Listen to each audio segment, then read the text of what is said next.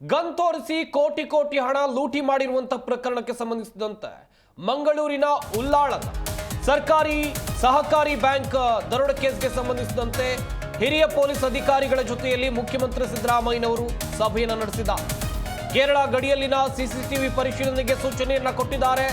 ಶೀಘ್ರವೇ ಆರೋಪಿಗಳ ಪತ್ತೆಗೆ ಸಿಎಂ ಖಡಕ್ ಸೂಚನೆಯನ್ನ ಕೊಟ್ಟಿದ್ದಾರೆ ಪೊಲೀಸ್ ಅಧಿಕಾರಿಗಳಿಗೆ. ಪೊಲೀಸ್ ಅಧಿಕಾರಿಗಳ ಮೇಲೆ ಮುಖ್ಯಮಂತ್ರಿ ಸಿದ್ದರಾಮಯ್ಯನವರು ಗರಂ ಆಗಿದ್ದಾರೆ ಎನ್ನುವಂತ ಮಾಹಿತಿ ಸಿಗ್ತಾ ಇದೆ.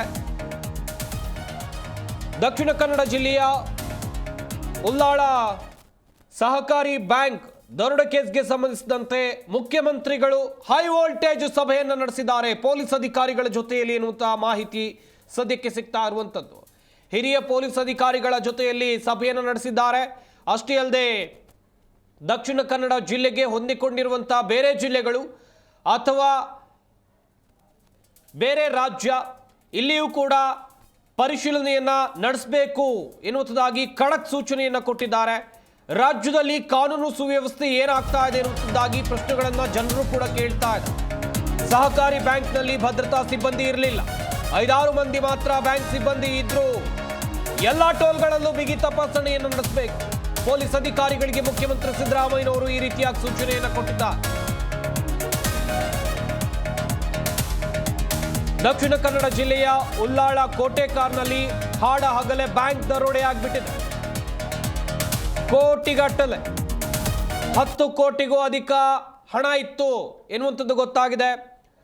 ಉಲ್ಲಾಳ ತಾಲೂಕಿನ ಕೆಸಿ ರೋಡ್ನ ಕೋಟೆಕಾರು ಬ್ಯಾಂಕ್ ಇದು. ಮಧ್ಯಾಹ್ನ ಇಲ್ಲಿಗೆ ದರೋಡೆಕೋರರು ನುಗ್ತಾರೆ. 5 ಮುಸುಕುದಾರಿಗಳು ನುಗ್ಗಿ ಬಂದೂಕನ್ನು ತೋರಿಸಿ ಬ್ಯಾಂಕ್ ಸಿಬ್ಬಂದಿಗೆ ಅಲ್ಲಿದ್ದಂಥ ಹಣ ಚಿನ್ನಾಭರಣ ಎಲ್ಲವನ್ನ ದೋಚಿಕೊಂಡು ಪರಾರಿಯಾಗಿದ್ದಾರೆ. ಹಾಡ ಹಗಲೇ ಬ್ಯಾಂಕ್ಗೆ ನುಗ್ಗಿ ದರೋಡೆಯನ್ನ ಮಾಡ್ಕೊಂಡು ಹೋಗ್ತಾರೆ ಅಂತ ಹೇಳಿದ್ರೆ ರಾಜ್ಯದಲ್ಲಿ ಕಾನೂನು ಸುವ್ಯವಸ್ಥೆ ಎಷ್ಟರ ಮಟ್ಟಿಗೆ ಹದಗೆಟ್ಟಿದೆ? ಪೊಲೀಸರ ಭಯ ಇಲ್ವಾ ಹಾಗಾದ್ರೆ ಇವರಿಗೆ? ಘಟನೆಯ ಕುರಿತಂತೆ ಸಮಗ್ರ ಮಾಹಿತಿಯನ್ನ ಮುಖ್ಯಮಂತ್ರಿ ಸಿದ್ದರಾಮಯ್ಯನವರು ಪಡೆದಿದ್ದಾರೆ. ನೀವೆಲ್ಲ ಇದ್ದು ಯಾಕೆ ಹೀಗಾಯ್ತು? ಸಿದ್ದರಾಮಯ್ಯ ಅಧಿಕಾರಿಗಳಿಗೆ ಕೇಳಿರೋದು. ಆರೋಪಿಗಳು ಸಲೀಸಾಗಿ ತಪ್ಪಿಸಿಕೊಂಡಿದ್ದು ಹೇಗೆ? ಆರೋಪಿಗಳು ಎಷ್ಟು ಟೋಲ್ ದಾಟಿ ಹೋಗಿದ್ದಾರೆ? ಮಾಹಿತಿಯನ್ನ ಈಗಲೇ ಕೊಡಬೇಕು ಅಂತ ಹೇಳಿ ಮುಖ್ಯಮಂತ್ರಿಗಳು ಗರಂ ಆಗಿದ್ದಾರೆ. ನೀವೇಕೆ ಟೋಲ್ ಟೈಟ್ ಮಾಡಲಿಲ್ಲ? ಗಮನಿಸ್ತಾ ಇರ್ಬೋದು ನೀವು ದೃಶ್ಯಾವಳಿಗಳಲ್ಲಿ. ಇದೇ ಕಾರ್ನಲ್ಲಿ ಆರೋಪಿಗಳು ಬರ್ತಾರೆ. ನಾವೇನು ಮಾರ್ಕ್ ಮಾಡಿ ತೋರಿಸ್ತಾ ಇದ್ದೀವಲ್ಲ, ಇದೇ ಕಾರ್ನಲ್ಲಿ ಸಹಕಾರಿ ಬ್ಯಾಂಕ್ ಒಳಗೆ ಬಂದಂತ 4 ಮುಸುಕುದಾರಿಗಳು ಬ್ಯಾಂಕ್ ಸಿಬ್ಬಂದಿಗೆ ಮಾರಕಾಸ್ತ್ರಗಳನ್ನು ತೋರಿಸ್ತಾರೆ. ಬಂದೂಕು ತೋರಿಸಿ ಬೆದರಿಸ್ತಾರೆ. ಬಂದೂಕು ತೋರಿಸಿ ಬೆದರಿಸ್ತಾ ಇದ್ದಂತೆ ಅಲ್ಲಿದ್ದಂಥ ಚಿನ್ನಾಭರಣ ನಗದನ್ನ ದೋಚಿಕೊಂಡು ಪರಾರಿಯಾಗಿದ್ದಾರೆ. ಹಾಡ ಹಗಲೇ ಬ್ಯಾಂಕ್ಗೆ ನುಗ್ಗಿ ಇಷ್ಟು ಸಲೀಸಾಗಿ ದರೋಡೆ ಮಾಡ್ಕೊಂಡು ಹೋಗ್ತಾರೆ ಅಂತ ಹೇಳಿದ್ರೆ ಎಷ್ಟರ ಮಟ್ಟಿಗೆ ರಾಜ್ಯದಲ್ಲಿ ಕಾನೂನು ಸುವ್ಯವಸ್ಥೆ ಹದಗೆಟ್ಟಿದೆ ಎನ್ನುವುದನ್ನು ನೀವು ಗಮನಿಸಬೇಕಾಗುತ್ತೆ. ನಿನ್ನೆ ಬೀದರ್ನಲ್ಲೂ ಕೂಡ ಇಂಥದ್ದೇ ಪ್ರಕರಣ ಆಯಿತು. ಅಲ್ಲಿ ಭದ್ರತಾ ಸಿಬ್ಬಂದಿಗೆ ಗುಂಡು ಹಾಕಿ ATMಗೆ ಹಣ ತುಂಬಿಸೋಕೆ ಬಂದಂತ ಸದ್ಯ ಅಲ್ಲೂ ಕೂಡ ಓರ್ವ ವ್ಯಕ್ತಿ ಮೃತಪಟ್ಟಿದ್ರು. ಗಮನಿಸ್ತಾ ಇರಬಹುದು ಮಂಗಳೂರಿನಲ್ಲಿ ನಡೆದಿರುವಂಥ ಘಟನೆಯ ದೃಶ್ಯಾವಳಿಗಳನ್ನು ನೀವಿಲ್ಲಿ ನೋಡ್ತಾ ಇದ್ದೀರಾ. ಹೇಗೆ ಹಣವನ್ನು ತುಂಬಿಸಿಕೊಂಡು ಬಂದು ಕಾರಿಗೆ ಹಾಕೊಂಡು 4 ಸಲೀಸಾಗಿ ಎಸ್ಕೇಪ್ ಆಗ್ತಾರೆ. ಕಾರ್ ಡ್ರೈವರ್ ಸೇರಿದ್ರೆ 5 ಆಗ್ತಾರೆ. 5 ಸಲೀಸಾಗಿ ಎಸ್ಕೇಪ್ ಆಗಿರುವಂಥ ದೃಶ್ಯಾವಳಿಗಳನ್ನ ಗಮನಿಸ್ತಾ ಇದ್ದೀರಾ. ಇಬ್ರು ಬ್ಯಾಂಕ್ನ ಒಳಗಡೆಯಿಂದ ಹಣವನ್ನ ತಗೊಂಡು ಬರ್ತಾರೆ, ಚೀಲದಲ್ಲಿ ತುಂಬಿಸ್ಕೊಂಡು ಕಾರ್ನ ಒಳಗೆ ಹಣವನ್ನ ಇಡ್ತಾರೆ. ಮತ್ತಿಬ್ರು ಅನಂತರದಲ್ಲಿ ಬರ್ತಾರೆ. ಈ ಬಗ್ಗೆ ಇನ್ನಷ್ಟು ಮಾಹಿತಿಯನ್ನು ಕೊಡ್ತಾರೆ ನಮ್ಮ ಮಂಗಳೂರು ಪ್ರತಿನಿಧಿ ಶಂಶೀರ್ ಬುಡೋಳಿ. ದೂರವಾಣಿ ಸಂಪರ್ಕದಲ್ಲಿ ಜಾಯ್ನ್ ಆಗ್ತಾ ಇದ್ದಾರೆ. ಶಂಶೀರ್, ಗಮನಿಸ್ತಾ ಇದ್ವಿ ಒಂದ್ ಕಡೆಯಲ್ಲಿ ಇಷ್ಟು ಸಲೀಸಾಗಿ ಒಂದು ಸಹಕಾರಿ ಬ್ಯಾಂಕ್ ಒಳಗೆ ಬಂದು ದರೋಡೆ ಮಾಡ್ಕೊಂಡು ಹೋಗ್ತಾರೆ. ಅದು ಕೂಡ ನೀಟಾಗಿ 4 ಜನ ಕಾರಲ್ಲಿ ಬಂದು ಹಣ ಚಿನ್ನಾಭರಣ ಎಲ್ಲವನ್ನ ಚೀಲದಲ್ಲಿ ತುಂಬಿಸ್ಕೊಂಡು ಹೋಗ್ತಾರೆ ಅಂತ ಹೇಳಿದ್ರೆ ಕಾನೂನು ಸುವ್ಯವಸ್ಥೆ ಎಷ್ಟರ ಮಟ್ಟಿಗೆ ಹದಗೆಟ್ಟಿದೆ? ಸದ್ಯ ಆರೋಪಿಗಳ ಪತ್ತೆಗೆ ಪೊಲೀಸರು ಯಾವ ರೀತಿಯಾಗಿ ಬಲೆ ಬೀಸಿದ್ದಾರೆ? ಮುಖ್ಯವಾಗಿ ಸಂಪತ್, ಇವತ್ತು ರಾಜ್ಯದ ಸಿಎಂ ಸಿದ್ದರಾಮಯ್ಯ ಅವರು ಮಂಗಳೂರು ಭೇಟಿಯ ವೇಳೆ ಪೊಲೀಸ್ ಬಿಗಿ ಭದ್ರತೆ ಇದ್ರೂ ಕೂಡ ಮಂಗಳೂರು ಹೊರವಲಯದ ಈ ಒಂದು ಪ್ರದೇಶದಲ್ಲಿ ಈ ರೀತಿ ಹಗಲೇ ಸಿನಿಮೆಯ ರೀತಿಯಲ್ಲಿ ಒಂದು ಮಧ್ಯಾಹ್ನದ ವೇಳೆಯಲ್ಲಿ ಈ ರೀತಿ ದರೋಡೆ ಕೃತ್ಯ ನಡೆದಿರುವುದು ಬಹಳಷ್ಟು ಆತಂಕ ಮೂಡಿಸಿರುವಂತದ್ದು. ಈ ಹಿಂದೆ ಕೂಡ ನಮ್ಮ ರಾಜ್ಯದಲ್ಲಿ ಬ್ಯಾಂಕ್ ದರೋಡೆ ನಡೆದಿತ್ತು, ಒಂದು ಜೀವ ಕೂಡ ಹೋಗಿತ್ತು. ಇದೇ ಒಂದು ಬೆನ್ನಲ್ಲೇ ನಮ್ಮ ಮಂಗಳೂರಲ್ಲಿ ಈ ರೀತಿ ಆಗಿರುವಂತದ್ದು. ಜೊತೆಗೆ ಒಂದು ಸಹಕಾರಿ ಸಂಘದ ಒಂದು ಬ್ಯಾಂಕಿನಲ್ಲಿ ಈ ಒಂದು ಕೃತ್ಯ ನಡೆದಿರುವಂತದ್ದು. ಮುಖ್ಯವಾಗಿ ಸಿನಿಮೆಯ ರೀತಿಯಲ್ಲಿ ಬ್ಯಾಂಕಿಗೆ ಎಂಟ್ರಿ ಕೊಟ್ಟಂತಹ ಆಗಂತುಕರು ಪಿಸ್ತೂಲು, ತಲವಾರು ಹಾಗೂ ಇನ್ನಿತರ ಕೆಲ ಆಯುಧಗಳನ್ನ ಹಿಡ್ಕೊಂಡು ಮಾಸ್ಕ್ ಅನ್ನ ಧರಿಸಿ ಅಲ್ಲಿ ಇದ್ದಂತಹ 4-5 ಮಂದಿ ಮಹಿಳಾ ಸಿಬ್ಬಂದಿ ಹಾಗೂ ಪುರುಷ ಸಿಬ್ಬಂದಿ ಇದ್ದಾಗ ಅವರನ್ನ ಬೆದರಿಸಿ ಲಾಕರ್ ನಲ್ಲಿ ಇಟ್ಟಿದಂತಹ ಹಣವನ್ನ, ಚಿನ್ನವನ್ನ ಎಗರಿಸಿ ಎಸ್ಕೇಪ್ ಆಗಿರುವಂತದ್ದು. PH ಕಾರ್ನಲ್ಲಿ ಅವರು ಬಂದಿರುವಂತದ್ದು. ಜೊತೆಗೆ ಬ್ಯಾಂಕ್ ಲಾಕರ್ ನಲ್ಲಿದ್ದ ಕೋಟ್ಯಾಂತರ ರೂಪಾಯಿ ಮೌಲ್ಯದ ಚಿನ್ನ ಹಾಗೂ ನಗದು ಅನ್ನು ದೋಚಿ ಅವರು ಕಾರಲ್ಲಿ ಪರಾರಿಯಾಗಿದ್ದಾರೆ ಎಂಬ ಮಾಹಿತಿಯನ್ನ ಸಿಕ್ಕಿದ್ದು ಕೂಡಲೇ ಇದೀಗ ಪೊಲೀಸರು ಅಲರ್ಟ್ ಆಗಿ ಸ್ಥಳಕ್ಕೆ ಧಾವಿಸಿ ಜೊತೆಗೆ ಪೊಲೀಸರು ವಿಶೇಷ ತನಿಖಾವನ್ನ ರಚನೆ ಮಾಡಿ ಈ ಒಂದು ದರೋಡೆಕೋರರನ್ನ ಬಂಧಿಸೋಕೆ ಪ್ರಯತ್ನ ಕೂಡ ಮಾಡ್ತಿದ್ದಾರೆ. ಅವರು ಮಂಗಳೂರು ಕಡೆಗೆ ಹೋಗುವಂತಹ ಸಾಧ್ಯತೆ ಕಮ್ಮಿ ಇದ್ರು ಕೂಡ ಕೇರಳ ಈ ಒಂದು ಪ್ರದೇಶ ಏನಿದೆ ಕೇರಳ ಕರ್ನಾಟಕ ಗಡಿ ಸಮೀಪ ಇರುವುದರಿಂದ ಆ ಕಡೆಯಿಂದ ಅವರು ಕೇರಳಕ್ಕೆ ಹೋಗಿದ್ದಾರೆ ಎಂಬುದರ ಬಗ್ಗೆ ಕೂಡ ಶಂಕೆ ಇದ್ದು ಇದರ ಬಗ್ಗೆ ಬಹಳಷ್ಟು CCTV ದೃಶ್ಯಾವಳಿಗಳನ್ನ ಪರಿಶೀಲನೆ ಮಾಡಿ ತನಿಖೆ ಕೂಡ ನಡೆಸ್ತಾ ಇದ್ದಾರೆ. ಜೊತೆಗೆ ಈ ಒಂದು ಬ್ಯಾಂಕ್ ಸಿಬ್ಬಂದಿಗೆ ಈ ಒಂದು ದರೋಡೆಕಾರರು ಬ್ಯಾಂಕಿಗೆ ಒಳಗಡೆ ಬಂದಾಗ ಬೊಬ್ಬೆ ಹಾಕಿದ್ದಾರೆ. ಇದೇ ವೇಳೆ ಬೊಬ್ಬೆ ಕೇಳಿ ಬ್ಯಾಂಕಿನ ಕೆಳಗಡೆ ಬೇಕರಿಯಲ್ಲಿದ್ದ ವಿದ್ಯಾರ್ಥಿಗಳು ಮೊದಲ ಮಹಡಿಯಲ್ಲಿರುವ ಬ್ಯಾಂಕಿನತ್ತ ಓಡಿದ್ದಾರೆ. ಇದೇ ವೇಳೆ ದರೋಡೆಕಾರರು ವಿದ್ಯಾರ್ಥಿಗಳನ್ನ ಬೆದರಿಸಿದ್ದಾರೆ. ಜೊತೆಗೆ ವಿದ್ಯಾರ್ಥಿಗಳಲ್ಲಿ ಕೆಲವರು ವಿದ್ಯಾರ್ಥಿಗಳು ಕೂಡ ಆತಂಕಗೊಂಡಿದ್ದಾರೆ. ಜೊತೆಗೆ ಬ್ಯಾಂಕಿನ CCTV ಕ್ಯಾಮೆರಾ ದುರಸ್ತಿಗೆಂದು ಇವತ್ತು ತಂತ್ರಜ್ಞರು ಆಗಮಿಸಿದ್ರಂತೆ. CCTV ತಂತ್ರಜ್ಞರ ಬೆರಳಿನಲ್ಲಿದ್ದ ಉಂಗುರವನ್ನು ಕೂಡ ಅವರು ಬಲಾತ್ಕಾರವಾಗಿ ದೋಚಿರುವಂತಹ ಆರೋಪ ಕೂಡ ಇರುವಂತದ್ದು. ಜೊತೆಗೆ ದರೋಡೆಕೋರರು ಬ್ಯಾಂಕ್ ಲಾಕರ್ನಿಂದ ದೋಚಿದ ಚಿನ್ನ ಹಾಗೂ ನಗದನ್ನ ಗೋಣಿಯಲ್ಲೇ ತುಂಬಿಸಿ ಪರಾರಿಯಾಗಿದ್ದಾರೆ, ಕಾರಲ್ಲೇ ಪರಾರಿಯಾಗಿದ್ದಾರೆ. ಅವರು ಹಿಂದಿಯಲ್ಲಿ ಮಾತನಾಡ್ತಿದ್ರು ಎಂಬ ಮಾಹಿತಿಯನ್ನ ಪ್ರಾಥಮಿಕವಾಗಿ ಪೊಲೀಸರಿಗೆ ನೀಡಿರುವಂತದ್ದು.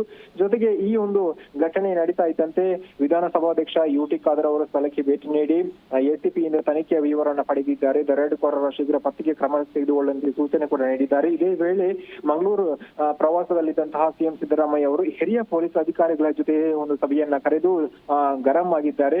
ಇಷ್ಟೆಲ್ಲ ಹಿರಿಯ ಪೊಲೀಸ್ ಅಧಿಕಾರಿಗಳು ಇವತ್ತು ಮಂಗಳೂರಲ್ಲಿ ಇದ್ರು ಕೂಡ, ಬಿಗಿ ಭದ್ರತೆ ಇದ್ರು ಕೂಡ, ಬಿಗಿ ತಪಾಸಣೆ ಮಾಡ್ತಾ ಇದ್ರು ಕೂಡ ಇಂತಹ ಒಂದು ಹಾಡಹಗಲೇ ಸಿನಿಮಿಯ ರೀತಿಯಲ್ಲಿ ಏಕಾಏಕಿ ಬ್ಯಾಂಕಿನ ಒಳಗಡೆ ನುಗ್ಗಿ ಅದು 10 ರಿಂದ 12 ಕೋಟಿಯಷ್ಟು ರೂಪಾಯಿಯ ಒಂದು ಮೌಲ್ಯದ ವಸ್ತುಗಳನ್ನ, ಹಣವನ್ನ, ಚಿನ್ನವನ್ನ ಅವರು ದರೋಡೆ ಮಾಡಿಕೊಂಡು ಹೋಗಿದ್ದಾರೆ ಅಂದ್ರೆ ಏನರ್ಥ ಅಂತ ಅವರು ಹಿರಿಯ ಪೊಲೀಸ್ ಅಧಿಕಾರಿ ಹತ್ರ ಪ್ರಶ್ನೆ ಮಾಡಿದ್ದಾರೆ, ಗರಂ ಆಗಿದ್ದಾರೆ. ಜೊತೆಗೆ ಆರೋಪಿಗಳು ಶೀಘ್ರ ಪತ್ತೆಗೆ ಅವರು ನೀವು ಬೇಗನೆ ಕಾರ್ಯಾಚರಣೆ ನಡೆಸಿ ಬೇಗನೆ ಅವರನ್ನ ಬಂಧಿಸಬೇಕಂತ ಸೂಚನೆ ಕೂಡ CM ಸಿದ್ದರಾಮಯ್ಯ ಅವರು ನೀಡಿರುವಂತದ್ದು. ಸಂಪತ್ ಶಂಶೀರ್, ಇನ್ನೊಂದು ಕಡೆಯಲ್ಲಿ ಈ ಆರೋಪಿಗಳ ಪತ್ತೆಗೆ ಯಾವ ರೀತಿಯಾಗಿ ತಂಡವನ್ನ ಮಂಗಳೂರು ಪೊಲೀಸರು ರಚಿಸಿದ್ದಾರೆ? ಯಾಕಂತ ಹೇಳಿದ್ರೆ ಅಲ್ಲಿ ಗಡಿಯನ್ನ ದಾಟಿದ್ರೆ ಬೇರೆ ರಾಜ್ಯಕ್ಕೆ ಹೋಗ್ಬಹುದು, ಬೇರೆ ಜಿಲ್ಲೆಗಳಿಗೂ ಹೋಗ್ಬಹುದು, ಇತ್ತ ಜಲಮಾರ್ಗ ಕೂಡ ಇದೆ. ಹೌದು, ಮುಖ್ಯವಾಗಿ ಈ ಕುರಿತು ಪೊಲೀಸ್ ಕಮಿಷನರ್ ಅವರು ನಮಗೆ ಮಾಹಿತಿಯನ್ನು ನೀಡಿದ್ದು ಇದಕ್ಕಾಗಿ ವಿಶೇಷ ತನಿಖಾ ತಂಡವನ್ನ ರಚನೆ ಮಾಡಿದ್ದಾರಂತೆ. ಅವರು ಬೇರೆ ಬೇರೆ ಕಡೆಗಳಲ್ಲಿ ಅಂದ್ರೆ ಕೇರಳ ಕರ್ನಾಟಕ ಗಡಿಭಾಗ ಇರ್ಬೋದು, ತೋಲ್ವಿ ಇರ್ಬೋದು, ಅಥವಾ ಮಂಗಳೂರು ಅಂದ್ರೆ 2-3 ಸ್ಥಳಗಳಲ್ಲಿ ಬೇರೆ ಬೇರೆ ಸೂಚಿತ ಪ್ರದೇಶಗಳಲ್ಲಿ ಅವರು ತನಿಖೆ ಪರಿಶೀಲನೆ ಕೂಡ ನಡೆಸ್ತಾ ಇದ್ದಾರೆ. ಜೊತೆಗೆ ಅವರು ಯಾಕಂದ್ರೆ ಇಲ್ಲಿ ಎಲ್ಲಾ ಒಂದು ವಾಯು ಸಾರಿಗೆ ಇರಬಹುದು, ಜಲ ಸಾರಿಗೆ, ರಸ್ತೆ ಸಾರಿಗೆ, ರೈಲ್ವೆ ಸಾರಿಗೆ ಕೂಡ ಇರುವುದರಿಂದ ಅವರು ಯಾವ ರೀತಿ ಈ ಸಾರಿಗೆ ವ್ಯವಸ್ಥೆಯನ್ನು ಬಳಸಿಕೊಂಡು ಅಂದ್ರೆ ಅವರು ಮೊದಲ ಪ್ರಾಥಮಿಕ ತನಿಖೆಯಲ್ಲಿ ನಮಗೆ ಸಿಕ್ಕಿದ ಮಾಹಿತಿ ಪ್ರಕಾರ ಅವರು ಚಿನ್ನ ಹಾಗೂ ಹಣವನ್ನ ದೋಚಿ PH ಕಾರ್ನಲ್ಲಿ, ಕಪ್ಪು ಬಣ್ಣದ PH ಕಾರ್ನಲ್ಲಿ ಎಸ್ಕೇಪ್ ಆಗಿದ್ದಾರೆ ಎಂಬ ಮಾಹಿತಿ ಸಿಕ್ಕಿರುವಂತದ್ದು. ಹೀಗಾಗಿ ಅವರು ರಸ್ತೆ ಮಾರ್ಗದ ಮೂಲಕ ಅವರು ಎಸ್ಕೇಪ್ ಆಗಿರುವಂತದ್ದು. ಅವರು ಆದ್ರೆ ಯಾವ ಕಡೆ ಅಂದ್ರೆ ಕೇರಳ ಗಡಿಯನ್ನ ದಾಟಿ ಅವರು ಕೇರಳ ರಾಜ್ಯಕ್ಕೆ ಹೋಗಿದ್ದಾರೆ ಅಥವಾ ಬೇರೆ ರಾಜ್ಯಕ್ಕೆ ಹೋಗಿದ್ದಾರೆ ಎಂಬುದರ ಬಗ್ಗೆ ಶಂಕೆ ಇದ್ದು ಇದಕ್ಕಾಗಿ ಶೀಘ್ರ ಕ್ಷಿಪ್ರ ಕಾರ್ಯಾಚರಣೆ ನಡೆಸಲಾಗ್ತಾ ಇದೆ. ಸಂಪತ್, ಥ್ಯಾಂಕ್ ಯು ಶಂಶೀರ್ ತಮ್ಮೆಲ್ಲ ಡೀಟೇಲ್ಸ್ಗಾಗಿ. ಮುಖ್ಯಮಂತ್ರಿ ಸಿದ್ದರಾಮಯ್ಯನವರು ಮಂಗಳೂರಿನಲ್ಲಿ ಇರುವಂತ ಸಂದರ್ಭದಲ್ಲೇ ಒಂದು ಸಹಕಾರಿ ಬ್ಯಾಂಕ್ನಲ್ಲಿ ದರೋಡೆ ಆಗುತ್ತೆ ಅಂತ ಹೇಳಿದ್ರೆ ರಾಜ್ಯದಲ್ಲಿ ಕಾನೂನು ಸುವ್ಯವಸ್ಥೆ ಎಷ್ಟರ ಮಟ್ಟಿಗೆ ಹದಗೆಟ್ಟಿದೆ. ಹಿರಿಯ ಪೊಲೀಸ್ ಅಧಿಕಾರಿಗಳು ಅಲ್ಲೇ ಇದ್ರು, ಹಾಗೆಯೇ ಮುಖ್ಯಮಂತ್ರಿಗಳು ಇದ್ದಂಥ ಸಂದರ್ಭದಲ್ಲಿ ಆ ಏರಿಯಾಗಳಲ್ಲಿ ಹೆಚ್ಚಿನ ಭದ್ರತೆಯನ್ನು ಕೊಡಬೇಕಾಗತ್ತೆ.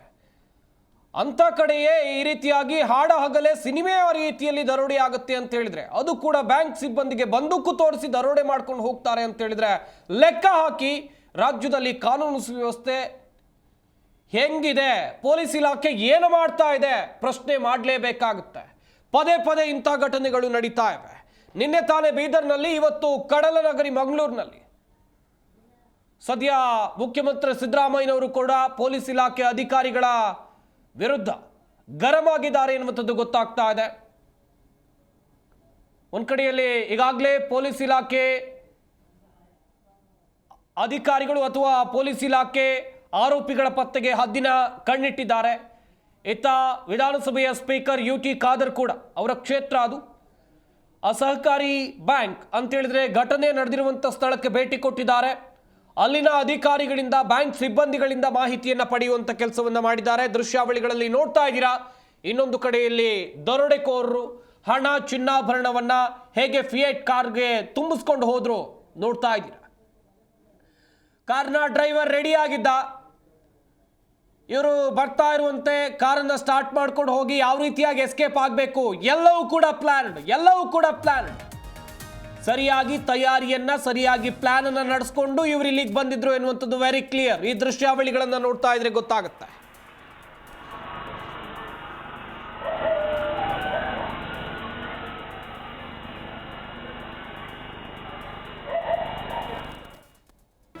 ಜಿ ಕನ್ನಡ ನ್ಯೂಸ್ ಈಗ ನಿಮ್ಮ ಮನೆಯಲ್ಲೇ ನೋಡಿ. ಎಲ್ಲ ಕೇಬಲ್ಗಳಲ್ಲಿ ಈಗ ಲಭ್ಯ.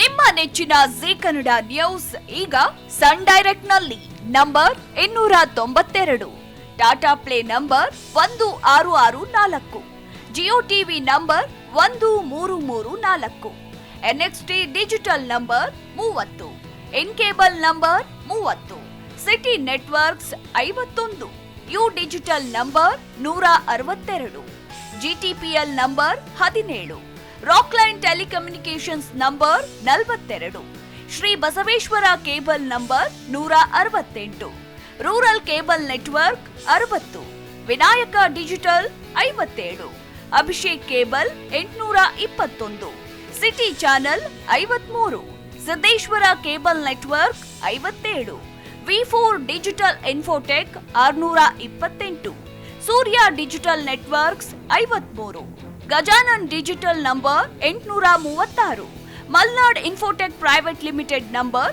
56, Metrocast number 830, victory digital number 167ರಲ್ಲಿ ನೋಡಿ ಆನಂದಿಸಿ.